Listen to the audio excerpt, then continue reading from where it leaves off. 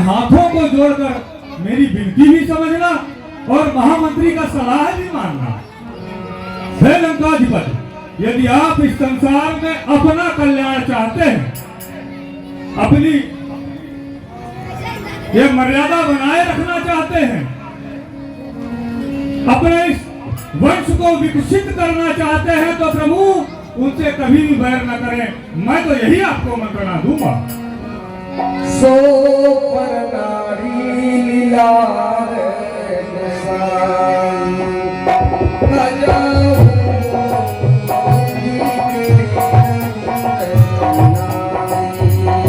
और संसार में जितने भी महायुद्ध हुए हैं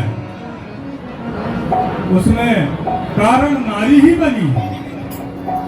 इसलिए चाहे देवासुर संग्राम हो तो भगवान विष्णु ने विश्व मोहिनी का रूप धारण करके देव और असुर में भीषण संग्राम आरंभ करा दिया। ऐसे बहुत सारे युद्ध हुए हैं, किंतु पर नारी को इस प्रकार से देखना चाहिए जैसे मनुष्य चौदहवीं के चांद को त्याग देता है, उसी प्रकार से दूसरी नारी को त्याग देना चाहिए। मैं तो ये कहता हूं कि आप अपने माथे पर, अपने लीलार पर ये अपयश न लिखवाएं और तुरंत ही माता सीता को सौंप दें, इसी में कल्याण है। नहीं, ऐसा नहीं हो सकता है। मैं भारत की आई हुई भारतेश्वरी को वापस लौटा दे, यह कभी कदाचित नहीं हो सकता है। महाराज, 14 भुवन एक पति हो,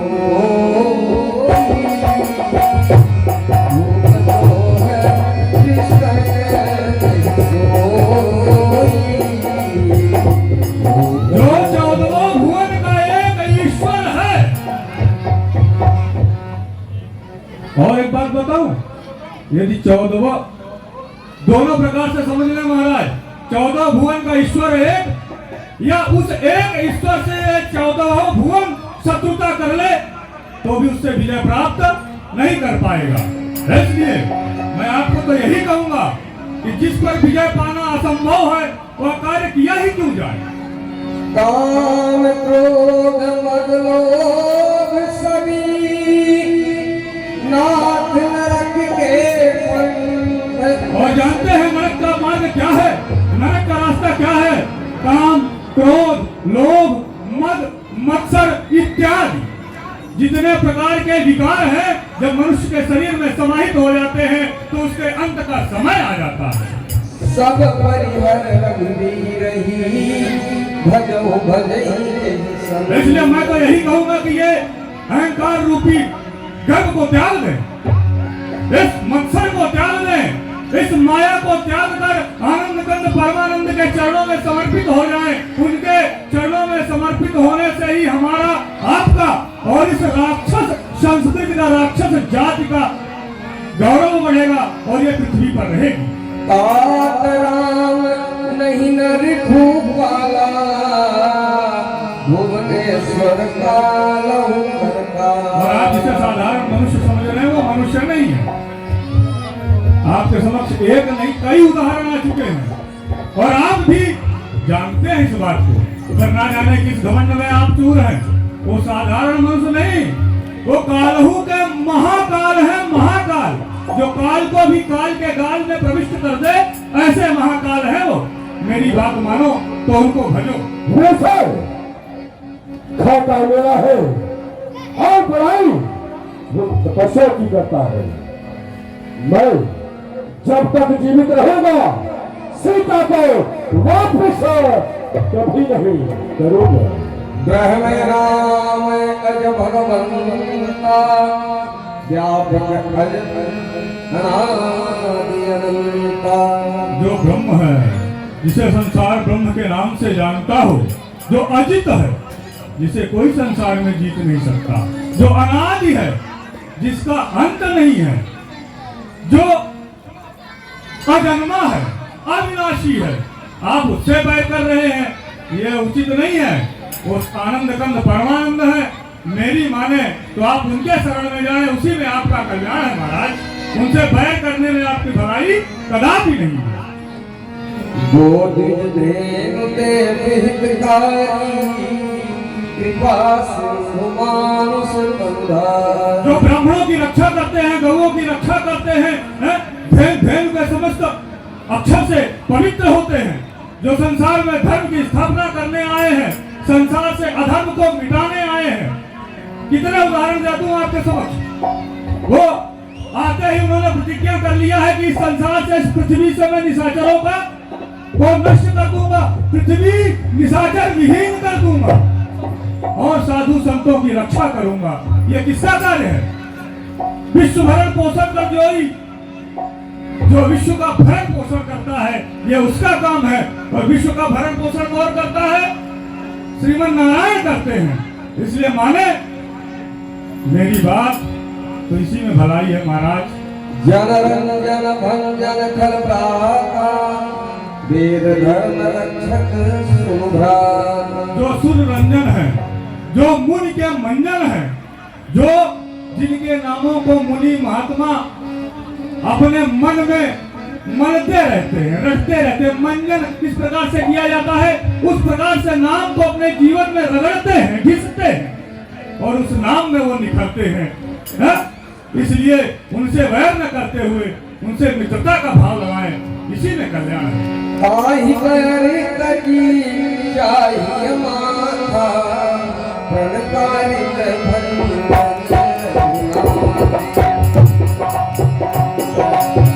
देहनाथ कह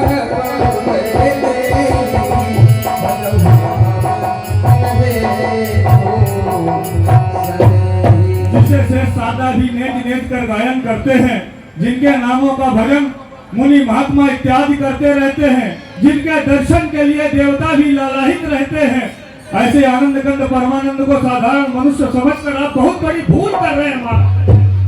इसको त्याग दें। और मैं तो यही कहूंगा कि सच्चिदानंद के चरणों में समर्पित हो जाए। इसी में आपका, हमारा और हम सबका कल्याण है। मैं तो यही कहूंगा, क्योंकि एक कुशल मंत्री का यही कार्य है कि सदैव अपने राज्य का हित सोचे और अपने राजा का हित सोचे। बार बार बदला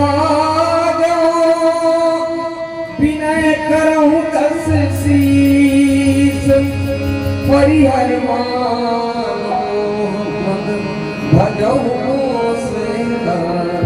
मैं एक बार नहीं, सहस्त्र बार आपके चरणों में इस मस्तक को रख कर आपसे विनती करता हूँ। है राक्षस राज, है त्रिकालज्ञ, है विश्वेश्वर, आप विश्व में व्याप्त हैं। आपकी कीर्ति कौन नहीं जानता?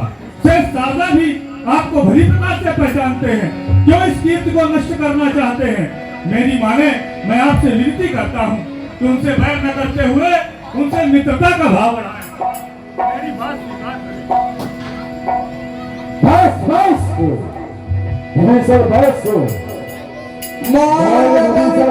सचिव सयाना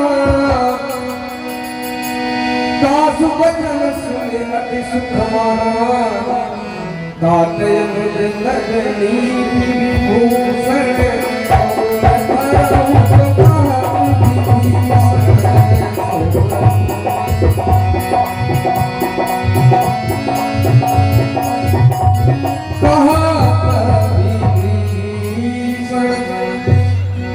दशानंद,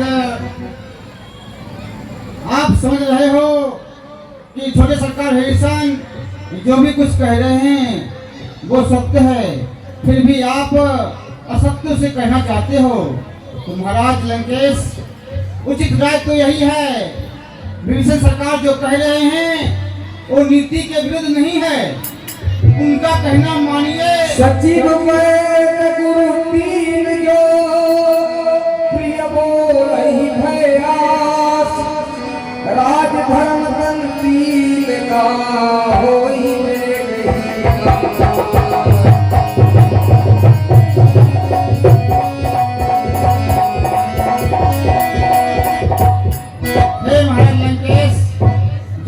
सचिव है, आपको इस प्रकार शिखामन दे रहे हैं जिसे आपने नियुक्त किया है, उनका कहना तो मानिए।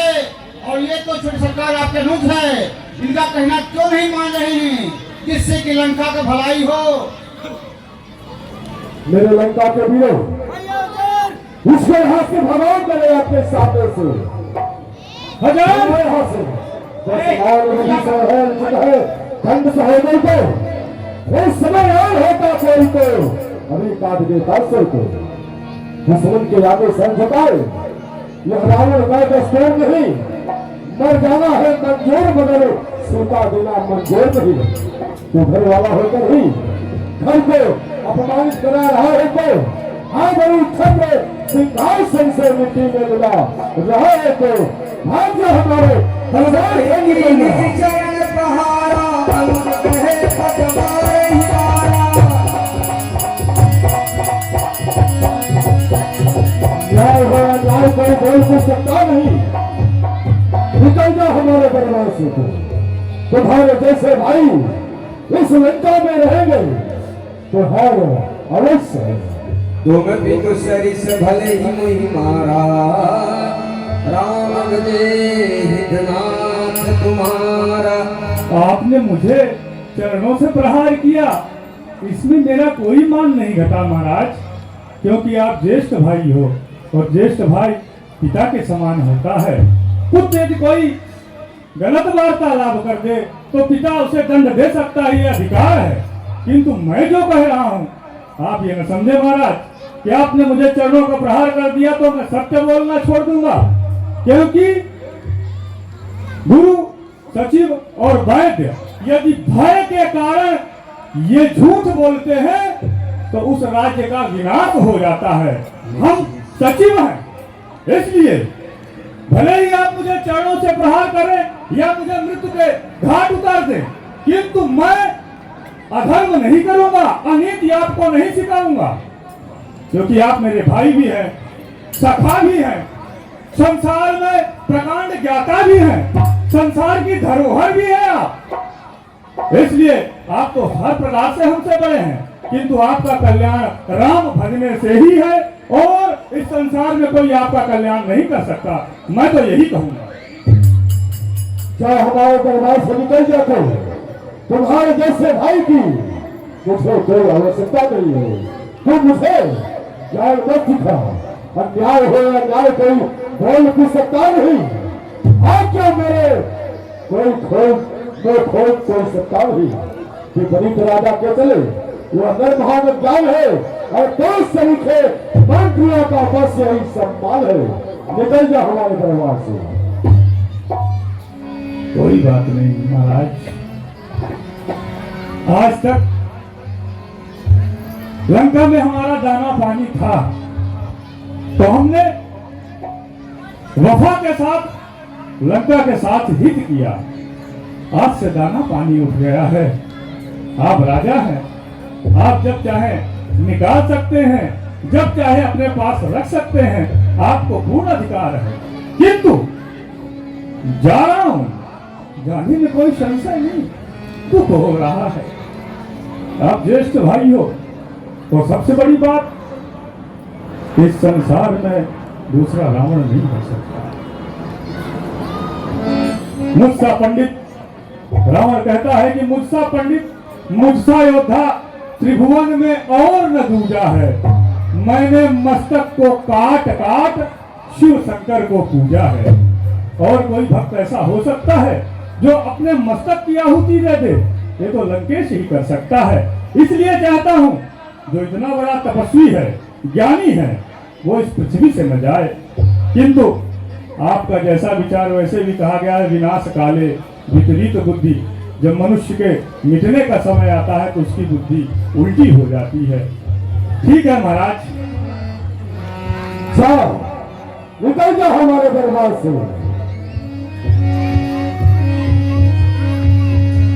जिन चरणन की शरण पालू का भरत रहे उरलाई। सोई चरण के बट धोई लीनो तब हरि नाम धन्य है, आज विभीषण धन्य हो गया। लोग कहते हैं कि रावण के निकाल देने से विभीषण अनाथ हो गया, किंतु लोग भ्रम में हैं। संसार में जितने प्राणी आए हैं सब अनाथ हैं।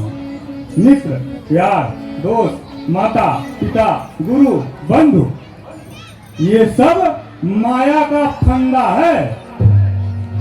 सनाथ तो तब हो गए आप, किसी के वारिस तब हो गए आप जब नाथ के साथ होगे।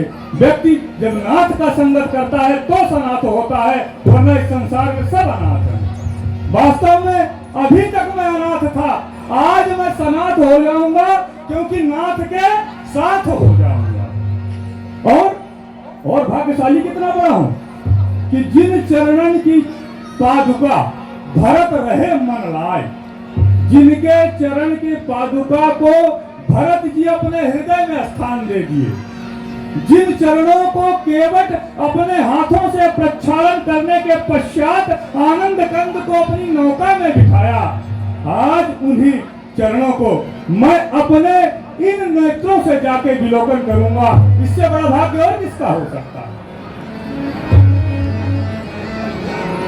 यही विधि करत सभे में विचारा, आए सपनी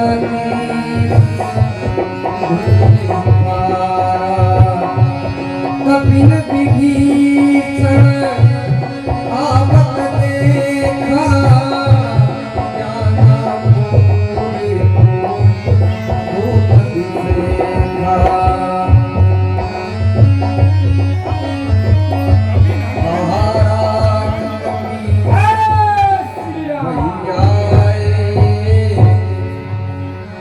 क्या बात है सखा विभीषण?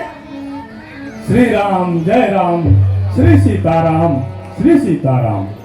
कहिए क्या कारण है आज आप इस समुद्र के तट पर भ्रमण कर रहे हैं? आप भ्रमण करने का समय गया हनुमान जी, अब तो भजन करने का समय आया है। भ्रमण तक तो मैं इससे पहले करता रहा, इस माया रूपी संसार में घूमता रहा, भ्रमण करता रहा, किंतु अब मुझे राम रूपी किनारा मिल गया है इस भव सागर से पार होने का। इसलिए अब भ्रमण नहीं, अब भजन होगा। भजन करने आया हूँ महाराज। तो कहिए क्या आदेश है? हे हनुमान जी, हाँ, अपने उस वचन को याद करो। आपने लंका दहन के समय मुझे वचन दिया था। क्या वचन दिया था? कि अधूरों को पूरा किया जाएगा। अवश्य अवश्य। हमने माता के आपको दर्शन करा दिए, हम भी प्रभु श्री राम के दर्शन करना चाहते हैं, उनके चरणों में समर्पित होना चाहते हैं। ठीक है, आइए मैं महाराज सुग्रीव से अपने आदेश लेकर, आज्ञा लेकर अभी आता हूँ। आप तत्पश्चात यहीं पर रहिए। जय श्री राम। कह सुग्रीव सुनहु न रघुराई, आवा कीलन रसान भाई, आवा कीलन रसान भाई। हनुमान, क्या बात है? हे महाराज सुग्रीव,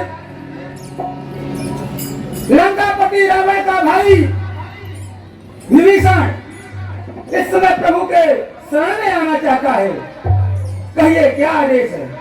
ठीक हनुमान, तुम यहीं ठहरो, मैं प्रभु से आज्ञा लेके आता हूँ। जो आज्ञा। प्रणाम भगवान। प्रणाम। कहिए मित्रवर, क्या समाचार है? हे भगवान, अभी अभी सूचना मिला है कि लंका से लंकेश का छोटा अनुज, जिनका नाम विभीषण है, वो आपसे मिलना चाहते हैं। तो कहिए आपकी क्या आज्ञा है? लंकाधिपति रावण कह प्रभु सखा बुधियो का, कहे कपीस सुनरना। सुग्रीव जी, लंकाधिपति रावण का भाई विभीषण हाँ आज मेरी शरण में। हाँ भगवान, सखा सुग्रीव जी, कहिए। इसमें आपका क्या राय है? क्या उन्हें इस वानरी कटक में आने दिया जाए, या कहिए अपना विचार कहिए। जान जाए निशाचर माया, काम रूप कहीं कारण आया। हे भगवान, नीति तो यही कहती है कि निशाचर की कोई माया कोई जान नहीं सकता है। किस कारण हमारे कटक में आया है वो, न जाने हमारा भेद लेने आया होगा। तो हे भगवान, नीति तो यही कहती है कि वो दुश्मन का भाई है, हमारे यहाँ आए हैं वो, तो पहले तो हम उसे बंदी बना ले, उसके पश्चात सूचना दे लंकेश को, माता जानकी को वापस करे और अपने भाई को यहाँ से लेकर के जाए। यही तो नीति कहती है। नहीं सखा सुग्रीव जी, सखा नीति कुंडली के बिचारी, पावन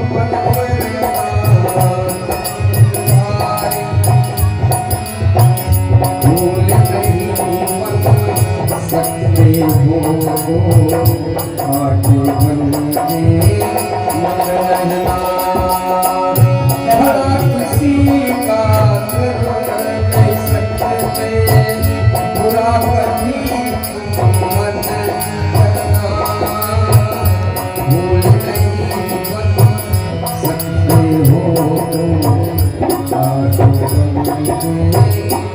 बन के तुमने नहीं थी तो अच्छी विचारी, परंतु मेरा भी प्रण है शरण में आए हुए के भय को हर लेना। हाँ सखा सुग्रीव जी, जो लोग अपने अहित का अनुमान करके अपने शरण में आए हुए का त्याग कर देते हैं, वैसे लोगों को देखने में भी बड़ा पाप लगता है। जिसे करोड़ों ब्राह्मणों की हत्या लगी हो, यदि वो मेरी शरण में आता है तो भी मैं उसे नहीं त्यागता। जीव जो ही मेरे सम्मुख आता है, उसके करोड़ों जन्मों के पाप तो स्वतः ही नष्ट हो जाते हैं। पापी का तो ये सहज स्वभाव होता है कि उसे ईश्वर का भजन कभी नहीं सुहाता। यदि रावण का भाई सचमुच दुष्ट हृदय का होता तो क्या वह मेरे सम्मुख आ सकता था? सखा सुग्रीव जी, जो निर्मल है, जो निश्चल है, वही जन मुझको पाता है।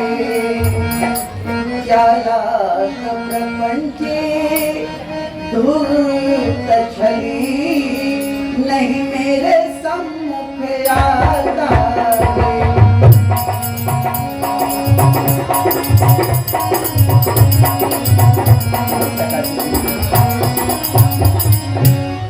यदि वो छलिया होता तो क्या मेरे सम्मुख आ सकता था?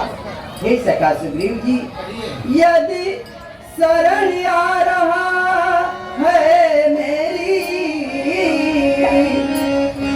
तो अपना कर रखूंगा मैं, अपने समीप बिठाऊंगा, लक्ष्मण जैसा समझूंगा मैं।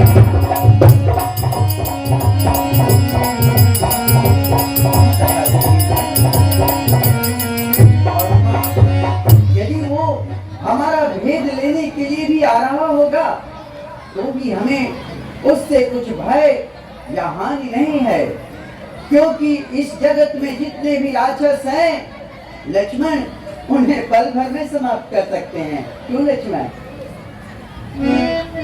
आप विभीषण जी को सादर सहित सम्मान सहित मेरे पास लेकर के आइए। हे गौरव, क्यों नहीं?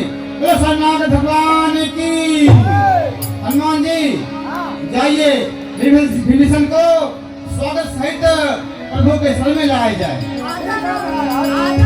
सागर कहिया के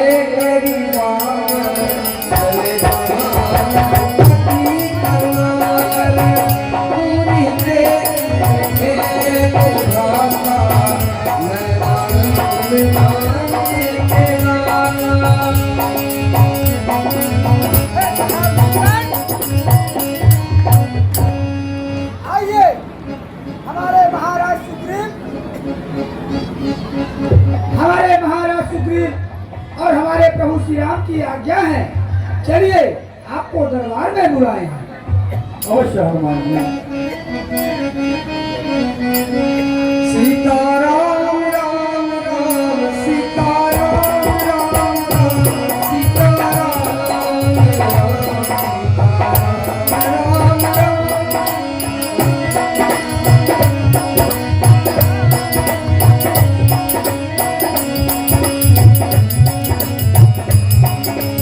अब कहीं करण दंडवत देखा तुरत उठे हर्ष विशेखा।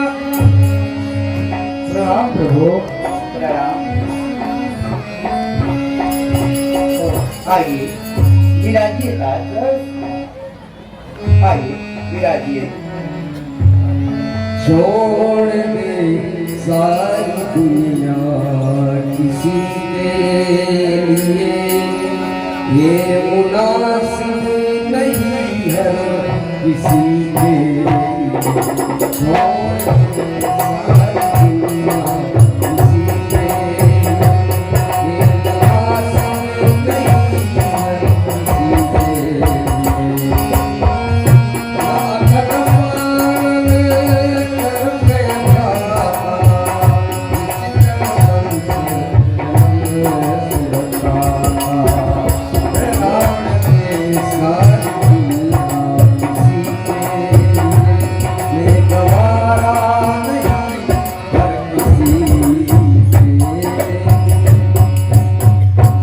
हे नाथ, कहिए राज। मैं